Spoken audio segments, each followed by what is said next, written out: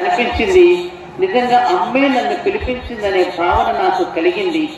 ఆ తరువాత అమ్మవారి యొక్క చరిత్రను పూర్తిగా నేను చదివిన తర్వాత ఎందుకు అమ్మ నన్ను ఇక్కడికి పిలిపించిందో నాకు అప్పుడు అర్థమయ్యింది. అమ్మ, ఆ తిరుపతమ్మ యాగాగ్నిని రగిలించుకుని అందరికీ కూడా దర్శనమిచ్చి తన యొక్క సందేశాన్ని తన కన్న తల్లికి చెప్పినప్పుడు ఉన్న మాటలు నన్ను కదిలించేశాయి. తల్లి దుఃఖపడుతూ ఉంటే, అమ్మా నువ్వు దుఃఖపడదు, నీ గడపను నేను జన్మించేటప్పుడు ఆడపిల్లలో మగపిల్లవాడినో కూడా నీకు తెలియదు.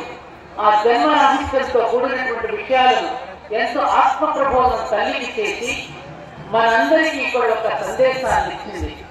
భగవంతుడి యొక్క దర్శనం మనకు లభించాలి అంటే ఏం చేయాలో ఆమె చక్కని ఉదాహరణతో మనకు చెప్పింది. కేవలం మన పుష్పమాలలు, పత్రదళాలు, పుణ్యజల అభిషేక కర్మలు చేయడమే కాకుండా రక్తము, పరమాత్మము అమ్మవారు ఉన్నప్పుడే అయ్యవారికి విలువ, అమ్మవారి పక్కన దర్శించుకుంటే అయ్యవారికి విలువే లేదు.